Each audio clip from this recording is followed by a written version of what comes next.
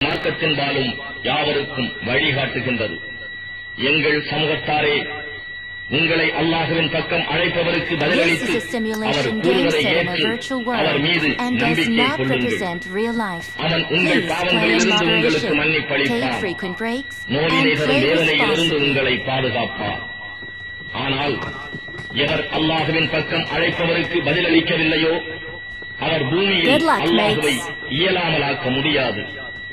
அவனை அன்றி அவரை பாதுகாப்போர் எவரும் இல்லை.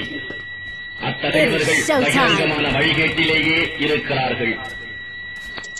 வானங்களையும் பூமியையும் படைத்து அவற்றின் படைப்பால் எவ்வித சோர்வும் இன்றி இருக்கின்றானே அல்லாஹ், அவன் நிச்சயமாக மரித்தோரை உயிர்ப்பிக்கும் ஆற்றலுடையவன்.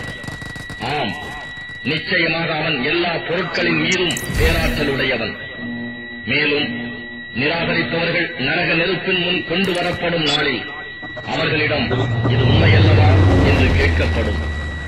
அதற்கு அவர்கள் எங்கள் இறைவன் மீது சத்தியமாக உண்மைதான் என்று கூறுவார்கள்.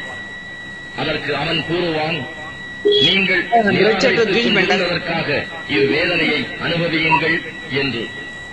நபியே, நம் தூதர்களில் திட சித்தமுடையவர்கள் பொறுமையாக இருந்தது போல் நீரும் பொறுமையுடன் இருப்பீராக. இவர்களுக்காக வேதனையை வரவழைக்க அவசரப்படாதீர். இவர்களுக்கு